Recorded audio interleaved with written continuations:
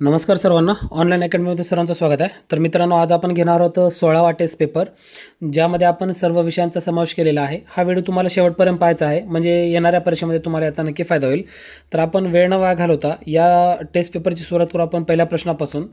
तर बघा, इथं स्क्रीनवरती तुम्हाला पहिला प्रश्न दिसत असेल. बघू पहिला प्रश्न काय. एखादा नियम विद्यार्थ्याला किती प्रमाणात समजला आहे हे पडताळून पाहण्यासाठी त्याचे स्पष्टीकरण विद्यार्थ्याने आपल्या शब्दात दिले तर त्याला टिंबटिंब झाले आहे असे म्हणता येईल. बघा, इथं थोडं कन्सेप्टवर आधारित प्रश्न आहे.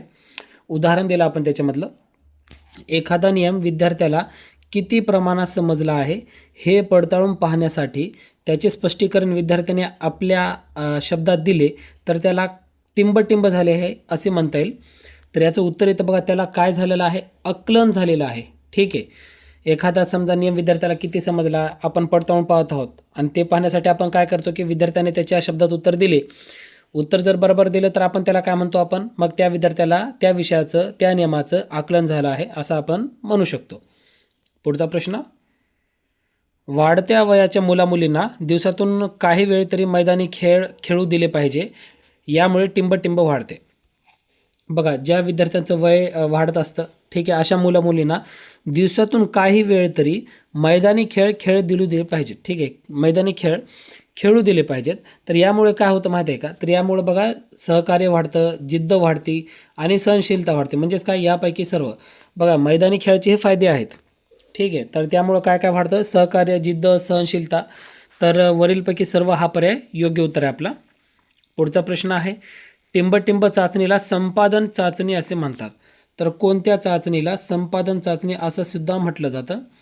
तर यासाठी योग्य उत्तर येतं बघा, पर्याय क्रमांक 2, प्रावीण्य चाचणी. काय म्हणतो आपण त्याला, प्रावीण्य चाचणी. पर्याय क्रमांक 2, प्रावीण्य चाचणीला संपादन चाचणी सुद्धा म्हटलं जातं. पुढचा प्रश्न आहे. खालीलपैकी कोणत्या मानसशास्त्रज्ञाने कौमार्य अवस्थेचे वैशिष्ट्य औपचारिक विचार हे सांगितले आहे? बघा, असा कोणता मानसशास्त्र आहे ज्याने कौमार्य अवस्थेचे वैशिष्ट्य औपचारिक विचार असे सांगितले आहे? तर यासाठी योग्य उत्तर येतं बघा, पर्याय क्रमांक 2, पियाजे. बघा, पियाजेनं काय म्हणलं की कौमार्य अवस्थेलाच त्यानं औपचारिक विचार असं वैशिष्ट्य त्याने सांगितलेलं आहे, पियाजे याने. पुढचा प्रश्न आहे आपल्याला. बुद्धिमत्ता म्हणजे व्यक्तीला मिळणाऱ्या अनुभवांचे सातत्याने पुनर्रचना करून बदलत्या जगाचे समायोजन करण्याची व्यक्तीची क्षमता होय, अशी बुद्धिमत्तेची व्याख्या कोणी केली? बघा, इथं बुद्धिमत्तेची व्याख्या काय दिली आपल्याला. बुद्धिमत्ता म्हणजे काय, व्यक्तीला मिळणाऱ्या अनुभवांचे सातत्याने पुनर्रचना करून बदलत्या जगाच्या समायोजन करण्याची व्यक्तीची क्षमता होय. तर अशी बुद्धिमत्तेची व्याख्या कोणी केली? उत्तर इथं पर्याय क्रमांक 3, पियाजे याने केली. कोण केली? पर्याय क्रमांक 3, पियाजे याने केलेली आहे. पुढचा प्रश्न आहे. शैशवावस्थेमधील भावनिक विकासाची वैशिष्ट्ये कोणती आहेत? बघा, भावनिक विकास स्पेसिफिक पॉईंट दिला येतं आपल्याला. भावनिक विकासाचे वैशिष्ट्ये सांगायचे कोणत्या अवस्थेमधील? शैशवा अवस्थेमधील. तर यासाठी योग्य उत्तर येतं बघा, पर्याय क्रमांक 4. म्हणजे कोणकोणते आहेत? 3ऱ्या महिन्यानंतर मानसिक उद्दीपनाला भावनिक प्रतिसाद दिला जातो. बरोबर आहे. मोठा आवाज, थंड गरम स्पर्श, अंथरूण ओले होणे यातून असुखदायी भावना निर्माण होतात. कोणीतरी मायने जवळ घेणे, थोपटणे, अशा वेळेस सुखद भावना निर्माण होतात. तर ह्या सर्व शैशवावस्थेमधील भावनिक विकासाच्या ठीक आहे वैशिष्ट्ये आहेत. पुढचा प्रश्न. सामाजिक प्रज्ञा ही संकल्पना कोणत्या मानसशास्त्रज्ञाने मांडली? बघा, सामाजिक प्रज्ञा ही जी संकल्पना आहे तर ते कोणत्या मानसशास्त्रज्ञाने मांडली हे सांगायचे. तर याचं उत्तर येतं पर्याय क्रमांक 1, थॉर्नडाईक. बघा, थॉर्नडाईक यांनी सामाजिक प्रज्ञा ही संकल्पना मांडलेली आहे. पुढचा प्रश्न. इतर व्यक्तीला समजून घेण्याची व त्यांच्या वर्तनावर नियंत्रण ठेवण्याची क्षमता म्हणजेच टिंबटिंब होय. बघा, इथं व्याख्या दिलेली आहे, इतर व्यक्तीला समजून घेणे व त्यांच्या वर्तनावर नियंत्रण ठेवणे. तर या ठेवण्याची क्षमता याला काय म्हटलं जाते? तर याचं उत्तर येतं पर्याय क्रमांक 2, याला सामाजिक प्रज्ञा. बघा, वरच्या प्रश्नावर हा प्रश्न अवलंबून आहे. ठीक आहे, वर आपण कोण तयार केलं हे सांगितलं, खाली आपण त्याची व्याख्यासुद्धा दिलेली आहे सामाजिक प्रज्ञेची. पुढचा प्रश्न. स्पियरमन यांनी द्विघटक सिद्धांतामध्ये बुद्धिमत्तेचे कोणते घटक सांगितले आहेत? बघा, एकतर स्पियरमन यांचा द्विघटक सिद्धांत आहे. बरोबर, इथे 2 प्रश्न तुमचे कव्हर होणार आहेत. स्पियरमन यांचा द्विघटक सिद्धांत आहे, पण त्यांनी काय केलं की याच्यामध्ये बुद्धिमत्तेचे कोणते तरी घटक सांगितलेले आहेत. तर ते घटक कोणते ते आपल्याला सांगायचे. सामान्य घटकसुद्धा आहे आणि विशिष्ट घटकसुद्धा आहे. म्हणजे याचं उत्तर काय तर पर्याय क्रमांक 3, 1 व 2 पर्याय बरोबर आहेत. बघा, द्विघटक सिद्धांतमध्ये सामान्य आणि विशिष्ट असे 2 घटक स्पियरमन यांनी सांगितलेले आहे. पुढचा प्रश्न आहे आपल्याला, शब्द उच्चारताच मनात निर्माण होणारा अर्थबोध म्हणजेच टिंबटिंब होय. पुन्हा इथं व्याख्या आहे बघा, व्याख्या आहे शब्द उच्चारताच मनामध्ये निर्माण होणारा अर्थबोध. याला आपण काय म्हणतो? तर याचं उत्तर येतं बघा पर्याय क्रमांक 4, याला आपण संबोध म्हणतो. काय म्हणतो याला? संबोध. ठीक आहे, पर्याय क्रमांक 4. पुढचा प्रश्न आहे, खालीलपैकी कोणते वाक्य संबोधबद्दल बरोबर आहे? बघा, वरचा प्रश्न संबोध म्हणजे काय ती व्याख्या झाली आणि आता खाली आपण संबोधबद्दल थोडी जास्त माहिती घेतलेली आहे. तर इथं संबोधबद्दल कोणतं विधान बरोबर हे सांगायचं आपल्याला. तर याचं उत्तर येतं बघा पर्याय क्रमांक 4. म्हणजेच काय येतं बघा, संबोध म्हणजे संबोधबद्दल कोणतं बरोबर आहे? संबोधामुळे वस्तूचे प्रत्यक्ष ज्ञान होते. बरोबर. संबोध हा शब्दरूपाने व्यक्त केला जातो. वेगवेगळ्या शब्दाद्वारे संबोध व्यक्त केले जातात. तर तिन्ही पर्यायसुद्धा योग्य आहेत आपले. पुढचा प्रश्न, टिंबटिंब म्हणजे अनिर्बंध कल्पना होत. कोणतेही नियम या प्रकारच्या कल्पनेने पाळलेले नसतात. बघा आता, तर याचं उत्तर येतं बघा पर्याय क्रमांक 2, स्वैरकल्पना. याला काय म्हणतो? स्वैरकल्पना. स्वैरकल्पना म्हणजेच काय? अनिर्बंध कल्पना होत. स्वैरकल्पना अनिर्बंध, ज्याच्यावर निर्बंध राहत नाही. पर्याय क्रमांक 2. या स्वैरकल्पनेमध्ये काय होतं की यामध्ये कोणत्याही प्रकारचे नियम पाळलेले नसतात. ठीक आहे. पुढचा प्रश्न, चलो, विद्यार्थी या शब्दाचा संधी प्रकार कोणता आहे? बघा, विद्यार्थी या शब्दाचा संधी प्रकार आपल्याला सांगायचे. तर यासाठी योग्य उत्तर येतं बघा पर्याय क्रमांक 2, स्वर संधी. विद्यार्थी ही कोणत्या प्रकारची संधी आहे? स्वर संधी. पुढचा प्रश्न, खाली दिलेल्या वाक्यामधील क्रियापदाचा प्रकार ओळखा. देवा सर्वांना सुखी ठेव. देवा सर्वांना सुखी ठेव यामध्ये कोणत्या प्रकारचं क्रियापद आलेलं आहे? तर याचं उत्तर येतं पर्याय क्रमांक 4, आज्ञार्थी आहे. कोणता आहे? आज्ञार्थी. पुढचा प्रश्न, टिंबटिंब हे जीवाश्म इंधन आहे. जीवाश्म इंधन कोणतं आहे? 4 पर्याय दिलेत. जीवाश्म इंधन असलेला पर्याय तो बघा पर्याय क्रमांक 3, पेट्रोलियम हे जीवाश्म इंधन आहे. पेट्रोलियम. पुढचा प्रश्न, टिंबटिंब हा निष्क्रिय वायू नाही म्हणले. ठीक आहे, निष्क्रिय वायू नाही. राईट. तर याचं उत्तर येतं बघा पर्याय क्रमांक 1, लिथियम हा निष्क्रिय वायू नाही. लिथियम काय तो उत्तर याचं? लिथियम हा निष्क्रिय वायू नाही. पुढचा प्रश्न, महाराष्ट्रात टिंबटिंब प्रशासकीय विभाग आहेत. ठीक आहे, तर महाराष्ट्रामध्ये किती प्रशासकीय विभाग आहेत? तर याचं उत्तर येतं बघा पर्याय क्रमांक 3, 6 प्रशासकीय विभाग आहेत. किती आहेत? 6. पर्याय क्रमांक 3 उत्तर आहे. पुढचा प्रश्न, पेनचे राष्ट्रीय उद्यान खालीलपैकी कोठे स्थित आहे? पेनचे राष्ट्रीय उद्यान, पेनचे राष्ट्रीय उद्यान खालीलपैकी कोठे स्थित आहे? तर याचं योग्य उत्तर येतं बघा पर्याय क्रमांक 4, नागपूर येथे आहे. कुठं आहे पेनचे? नागपूर येथे आहे. पुढचा प्रश्न, कच्ची फळे पिकवण्यासाठी कोणता गॅस वापरतात? बघा, कच्ची फळे जी असतात तर त्याला पिकवण्यासाठी एक गॅसचा वापर केला जातो. तर तो गॅस कोणता असतो? उत्तर येतं पर्याय क्रमांक 3, इथिलीन नावाचा गॅस असतो, ज्याचा उपयोग कच्ची फळे पिकवण्यासाठी केला जातो. पुढचा प्रश्न,